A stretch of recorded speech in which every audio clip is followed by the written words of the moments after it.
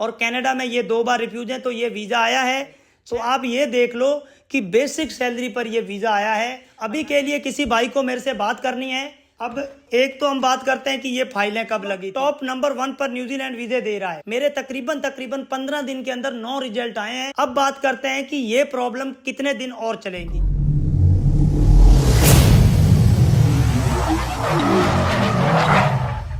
So guys welcome back to the channel. सबसे पहले भाई मैं आप लोगों से सॉरी फील करता हूं क्योंकि अपनी 2 हफ्ते बाद वीडियो आ रही है, क्योंकि मैं कुछ पर्सनल रीज़न की वजह से थोड़ा बिजी चल रहा था। तो भाई आज मुझे वीडियो डालने का मौका मिला है। उसका रीज़न भी है क्योंकि भाई अपने कनाडा के वीज़े आए हैं और कनाडा के जो वीज़े हैं, अपनी 3 कनाडा की पीपीआर रिक्वेस्टें आई हैं और भाई बहुत दिनों के बाद आई है। मतलब यार ना, सही बताऊं ना, कनाडा में रिजल्ट बहुत डाउन चला गया है भाई। और सबसे पहले मैं आपको ये दिखा दूं, ये देख लो भाई, ये 3 पीपीआर रिक्वेस्टें आई हैं। आप लोग देख लो, ये 3 पीपीआर रिक्वेस्टें आई हैं। तो भाई आज वीडियो डालने का अपना मकसद यही है। एक तो कनाडा की जो 3 पीपीआर रिक्वेस्टें आई हैं, ये भाई पिछले 2 हफ्ते में अपने 3 वीज़े आए हैं यार। बहुत ही अपना कहते हैं ना कि भाई लो रिजल्ट है। तो भाई आपको पता है कनाडा ने भाई अक्टूबर में स्टार्ट किया था 2023 में, और भाई अभी 1 महीना पहले तक ताबड़तोड़ वीज़े दिए। मतलब इतने वीज़े आते थे मेरे, डेली 1 2 3 वीज़े आते थे। और कई बार तो आपको पता है 5 पीपीआर रिक्वेस्टें आती थी। तो भाई अब इतना रिजल्ट स्लो हो गया है, आप यकीन नहीं करोगे भाई। पिछले मतलब 10 दिन के अंदर अपनी 2 पीपीआर रिक्वेस्टें आई हैं और 2 रिफ्यूजल आए हैं, लेकिन रिजल्ट ही नहीं आ रहे हैं। एक तो हो ना कि भाई कुछ तो रिजल्ट दे, मतलब रिफ्यूजल आ जाए तो भी कोई दिक्कत नहीं है, रिजल्ट भी नहीं आ रहे हैं, लटका के छोड़ दिया है कनाडा ने भाई। और प्रोसेसिंग टाइम भाई आप मेरी स्क्रीन पर देख सकते हो, 70 दिन का प्रोसेसिंग टाइम चला गया है। अब मैं आपको एक बात बता देता हूँ, जिन भाइयों ने कनाडा के वीज़े डाल रखे हैं मेरी बात ध्यान से सुन लेना। अगर आपको 60 से 70 दिन से ऊपर हो गए हैं, मैं वर्किंग डेज की बात कर रहा हूँ, किसी भाई को 70 दिन से ऊपर हो गए हैं, आप लोग मेरे से कांटेक्ट कर लेना। मतलब वो लोग कांटेक्ट करना जिनके वीज़े मेरे थ्रू डले हैं, ऐसे नहीं है भाई। हाँ, वो भी कर सकते हैं, उनका भी समाधान बताएंगे हम लोग, लेकिन स्पेशली उन लोगों के लिए है। मुझे पता है गिनती बहुत बड़ी है, तो भाई फिर भी हम लोग सबके साथ खड़े हैं। मैं जब भी फाइल लगाता हूँ कनाडा की, तो मैं भाई आईडी पासवर्ड अगले बंदे को दे देता हूँ, ताकि उसके मन में ये ना आए कि मेरी फ़ाइल लगी है या नहीं लगी। ये मेरा पहले दिन से सिद्धांत रहा है। मैं ईमेल आईडी भी अगले की यूज़ करता हूँ, आईडी पासवर्ड भी अगले को दे देता हूँ, मोबाइल नंबर भी अगले का यूज़ करता हूँ, ताकि भाई ऐसी कोई सिचुएशन आए अगला मेरे पे शक ना करे। क्योंकि भाई हम लोग ट्रांसपेरेंट काम करते हैं। आप में से बहुत सारे लोगों को पता है मेरा काम करने का तरीका। मैं भाई बिल्कुल ओपन किताब की तरह जो भी रिजल्ट आता है मैं आपके सामने रख देता हूँ। लेकिन इन दिनों एक अच्छी बात यह है भाई, अपने न्यूजीलैंड के धड़ाधड़ वीज़े आ रहे हैं, ये देखो भाई। और ये भाई 2 वीज़े अपने यूके के आए हुए हैं। मैं आप लोगों को यूके के 2 वीज़े दिखा देता हूं भाई।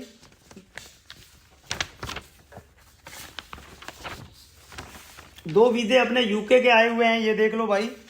और ये अपना एक जापान का वीज़ा आया हुआ है, ये मैं इधर रख देता हूं। अब मैं आपको न्यूजीलैंड के वीज़े दिखाता हूं, लेकिन आज अपना टॉपिक न्यूजीलैंड नहीं है। मैं सिर्फ आपको दिखा रहा हूं कि भाई न्यूजीलैंड और ऑस्ट्रेलिया का भी वीज़े आ रहे हैं, ठीक है।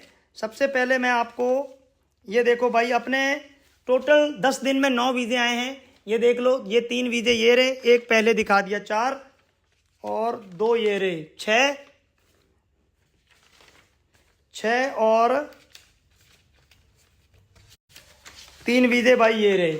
और एक वीज़ा न्यूजीलैंड का आज आया है जो हमने अभी तक प्रिंट नहीं निकाला है।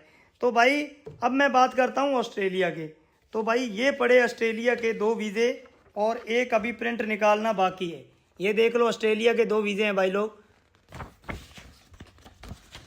हम इनकी फाइल पर भी चर्चा करेंगे।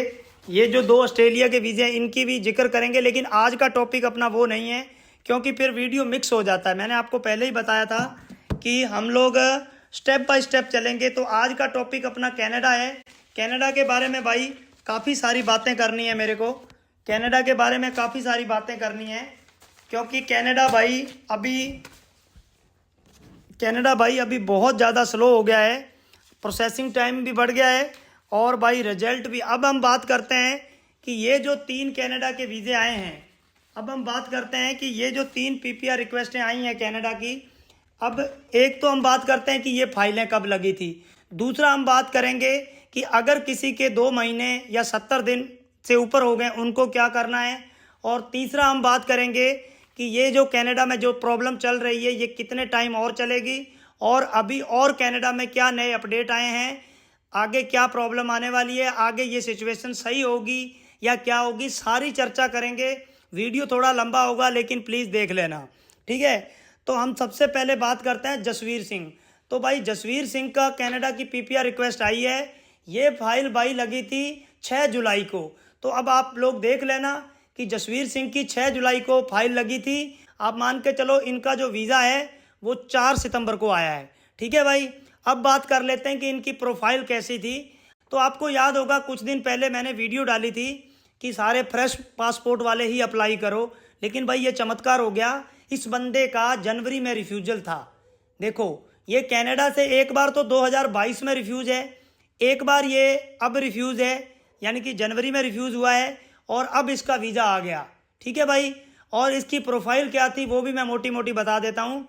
ये भाई एक बिजनेसमैन है और इनका जो पेस्टिसाइड का बिजनेस है, यानी कि खाद स्प्रे, ज़्यादातर जो ये जो सेल करते हैं वो ये जो फसलों में जो खाद पड़ती है वो बड़े लेवल पर इनका काम है।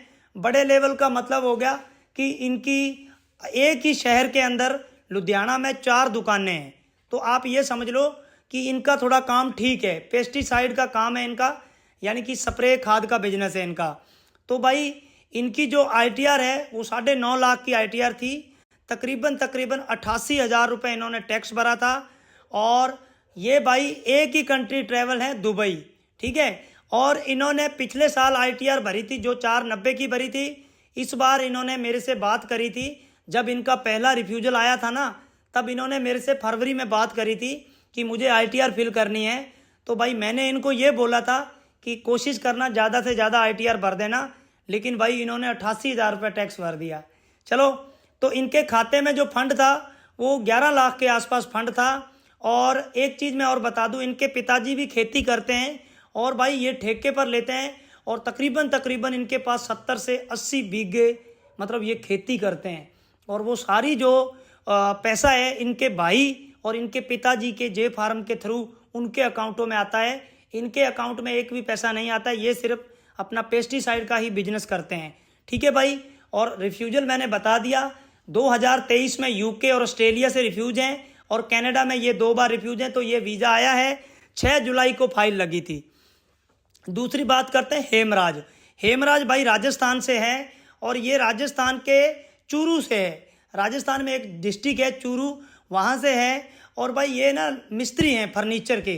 तो इनका भी भाई एक बिजनेस है, इनकी भी एक टीम है, ये 10-12 बंदों की टीम है इनकी। और हेमराज फर्नीचर के नाम से इनका एमएसएमई रजिस्टर्ड है। और इसके अलावा इन्होंने भाई 10 बंदों को ये सैलरी डालते हैं, 10 बंदों को, और इसमें से 6 बंदों को ये सैलरी कैश पे देते हैं। ये सब हमने उसमें कवर लेटर में अच्छे से एक्सप्लेन कर दिया था, क्योंकि उनकी जो सैलरी है वो किसी की 15,000 है, कुछ लड़के इनके पास काम सीख रहे हैं। तो जब 17,000 से नीचे सैलरी देते हैं तो कोई ऐसा है कि कैश भी दे सकते हो और अकाउंट में भी दे सकते हो आप। तो इनकी जो ट्रैवल हिस्ट्री है वो भाई ये एक बार न्यूजीलैंड ट्रैवल है, यानी कि पिछले साल ये न्यूजीलैंड ट्रैवल करके आए हैं। इसके अलावा थाईलैंड, सिंगापुर और मलेशिया, 4 कंट्री ये ट्रैवल है, जिसमें से एक बड़ी कंट्री है न्यूजीलैंड। और इनकी जो वाइफ है वो हाउस वाइफ है, 2 बच्चे हैं, दोनों बच्चे पढ़ते हैं। एक 10वीं क्लास में पढ़ता है, एक 8वीं क्लास में पढ़ता है। लड़की 10वीं क्लास में है, लड़का 8वीं क्लास में है। और बाकी भाई इनके खाते में जो फंड था वो 8.5 लाख के करीब था, मतलब 8,64,000 के करीब इनके खाते में फंड था। और ये जो फाइल लगी थी ये 28 जून को लगाई थी हमने, ठीक है। तो आप देख लेना, एक फाइल 6 जुलाई को लगी थी और ये हेमराज की जो फाइल है ये लगी थी 28 जून को, ठीक है भाइयों। चलिए, तीसरा जो वीज़ा है भाई ये विकास है, विकास कुकरेजा इनका नाम है, ये हरियाणा से हैं। और इनकी जो फाइल लगी थी वो भाई 12 जून को इनकी फाइल लगी थी। अब आप एक चीज़ नोट करना, ये तीनों जो वीज़े हैं ये 60 दिन से ऊपर के टाइम पे आए हैं।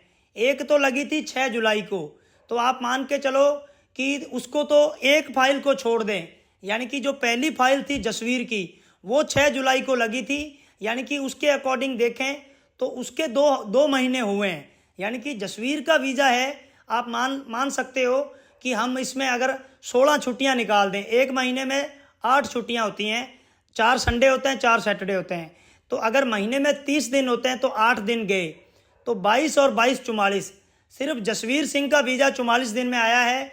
बाकी भाई जो हेमराज है उसकी फ़ाइल 28 जून को लगी थी और ये फाइल भाई 12 जून को लगी है, तो आप हिसाब लगा लो भाई। और अब मैं आपको इनकी फ़ाइल बता देता हूँ विकास की। विकास जो है ये भाई एक रिकवरी कंपनी में काम करते हैं और एक फाइनेंस कंपनी है, उनके एसके फाइनेंस के नाम से कंपनी है। तो भाई ये विकास जो है एसके फाइनेंस एक कंपनी है प्राइवेट लिमिटेड, उसमें ये रिकवरी का काम करते हैं और रिकवरी के साथ साथ ये किस्तें भी इकट्ठी करते हैं।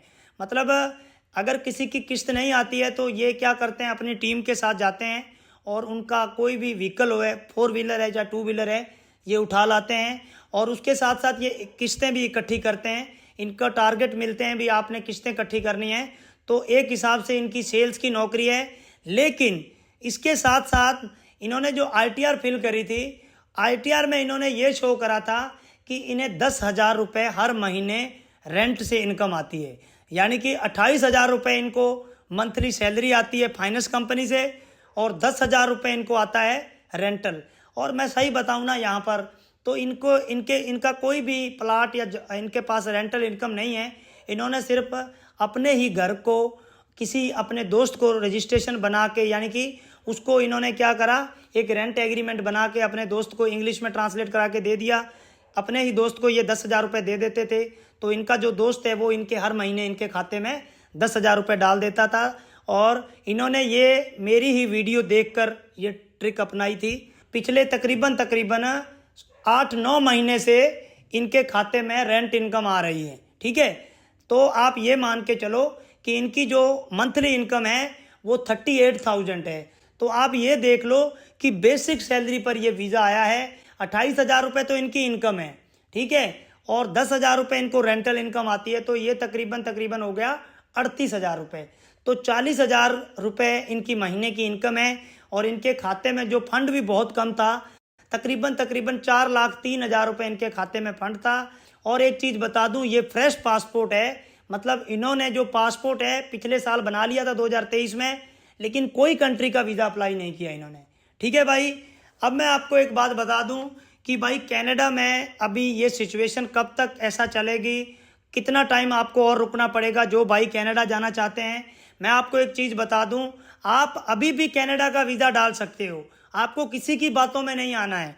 अगर ऐसी कोई बात होती तो ये वीज़े ना आते। हाँ, रिजल्ट थोड़ा डाउन जरूर हुआ है, थोड़ा नहीं, मैं बताऊंगा 60% रिजल्ट गिर चुका है, मतलब गिरा नहीं है, थोड़ी सी जो फाइलें हैं वो स्लो जांच हो रही हैं। हो सकता है कि जैसे पहले AI से जांच होती थी, अभी फाइलें मैनुअली जांच हो रही हों, मतलब ऐसा हम लोग एक अनुमान लगा सकते हैं, कुछ भी हो सकता है, क्योंकि ये लोग कभी भी किसी को बताते नहीं हैं कि कनाडा इस वक्त क्यों डिले कर रहा है।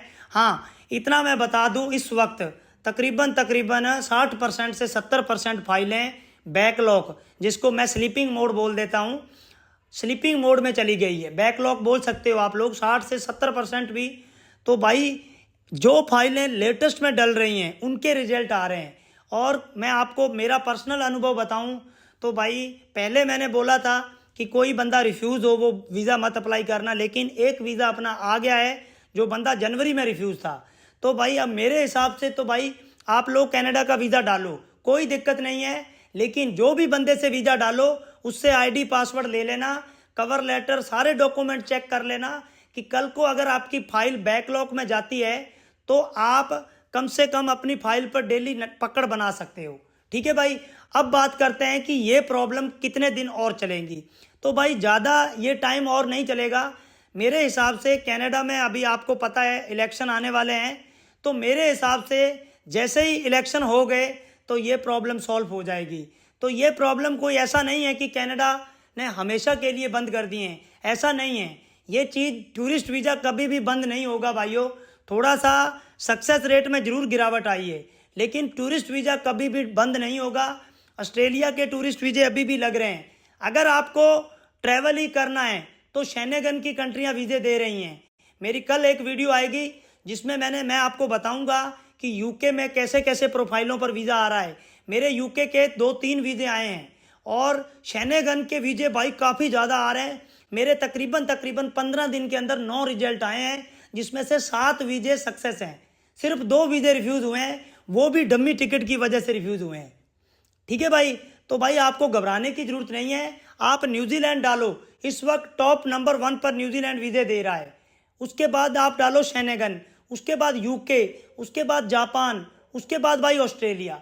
और ऑस्ट्रेलिया में आप डालो, अगर आपकी 2-3 कंट्री की ट्रैवल हिस्ट्री है, अगर 2 कंट्री भी ट्रैवल है और अगर किसी की ट्रैवल हिस्ट्री नहीं है, तो उसकी इनकम है तो 60 से 70 हज़ार रुपये पर्टिकुलर रेगुलर इनकम होनी चाहिए, चाहे वो जॉब से हो चाहे वो बिजनेस से हो।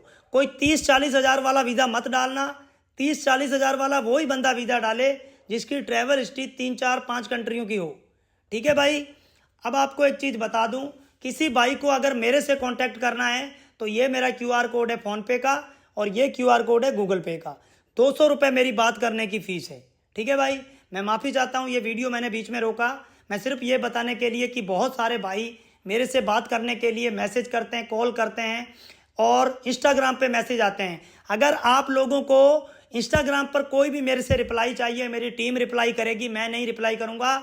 लेकिन आपको पहले फॉलो करना है। ये मेरा इंस्टाग्राम अकाउंट है और ये अपना है बिलबोर्ड वीज़ा एक्सपर्ट। दोनों अकाउंट फॉलो कर लो, फिर मैसेज करो, फिर मैसेज आएंगे। दूसरी बात है, मैं माफ़ी चाहता हूँ, ये वीडियो मैंने बीच में रोका। ये मेरा QR कोड है जिस पे 200 रुपये डालकर आप लोग मेरे से बात कर सकते हो। काफ़ी सारे कमेंट आ रहे थे कि मेरे से बात कैसे करनी है, मेरा एड्रेस कैसा है। मैं आपको बता दूं, आने वाली 1 तारीख से मैं हमारे राजस्थान में एक जगह है श्री गंगानगर, मैं आप लोगों को वहां पर अवेलेबल मिलूंगा। सैटरडे और संडे 2 दिन मैं मुलाकात रखूंगा। मुलाकात का हम लोग थोड़ा सा चार्ज रखेंगे। आपको 1 से 2 घंटे बात करने का टाइम दिया जाएगा। हम लोगों ने शॉप वहाँ पर ले ली है। 1 अक्टूबर से या 2 अक्टूबर से मैं आपको वहाँ मिलूँगा। मैं जो 5-7 अगर कोई भाई मेरे से मिलना चाहेंगे, क्योंकि ये थोड़ा सा रिमोट एरिया है, तो भाई यहाँ पर थोड़ी सी कनेक्टिविटी दिक्कत आती है, तो भाई इसलिए हमने गंगानगर सिटिंग करी है। हफ्ते में 2 दिन वहाँ पर सिटिंग रहेगी मेरी। आप लोग मेरे से बात कर सकते हो, मिल सकते हो, एडवाइस ले सकते हो, लेकिन वो अभी हम लोग आपको बताएंगे, दीपावली के आसपास करेंगे। अभी के लिए किसी भाई को मेरे से बात करनी है तो ये मेरा QR कोड है फ़ोनपे का, ये मेरा QR कोड है गूगल पे का। 200 रुपये मेरी बात करने की फ़ीस है। इस नंबर पर आपको स्क्रीनशॉट भेजना है। ये जो नंबर है ये व्हाट्सअप का नंबर है, इस पर पैसे मत डालना। इस नंबर पर व्हाट्सअप चलता है। एक लड़का है जो अभी इंडिया में आ चुका है, पहले वो यूके में था। आपने 200 रुपये इस QR कोड पे डालकर इस नंबर पर स्क्रीनशॉट भेज देना। ये लड़का आपको मेरा नंबर देगा और एक टाइमिंग देगा। थोड़ा सा ये लेट हो सकता है, 10-15 मिनट, आधा घंटा, 1 घंटा भी लग सकता है, लेकिन टाइमिंग जरूर देगा आपको, क्योंकि ये लड़का अभी इंडिया में आया है तो थोड़ा यूके से पढ़ाई ख़त्म करके आया है तो थोड़ा टाइम लगता है। ठीक है, तो भाई मेरी रिक्वेस्ट है, धक्का मुक्की प्लीज़ मत करो। कई बंदे पता नहीं मेरा नंबर कहाँ से ले लेते हैं, ऐसा मत करो मेरी जान। 200 रुपये की बात है यार। अगर किसी को मिलना है तो ये मेरा एड्रेस है, राजस्थान के श्री गंगानगर से मैं हूँ और गंगानगर से थोड़ा सा पीछे पड़ता है। उसके लिए आपको इस QR कोड पे 200 रुपये डालने हैं अगर मेरे से बात करनी है। अगर आपको लगता है कि मैं आपको 200 रुपये के बदले कुछ अच्छी वैल्यूबल चीज़ प्रोवाइड कर सकता हूँ, नॉलेज प्रोवाइड कर सकता हूँ, तो आप 200 रुपये डाल देना। नहीं तो भाई कोई दिक्कत नहीं है। आपको अगर लगता हो कि भाई ये बंदा वाकई में कुछ काम का है या कुछ नॉलेज दे सकता है, आपको फाइल लगवानी है, किसी भी कंट्री का वीज़ा लगवाओ, आपका भाई वीज़ा निकाल के देगा।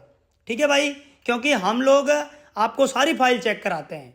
ठीक है भाई, तो भाई मिलेंगे आपको एक नई वीडियो में। तब तक जय हिंद, वंदे मातरम।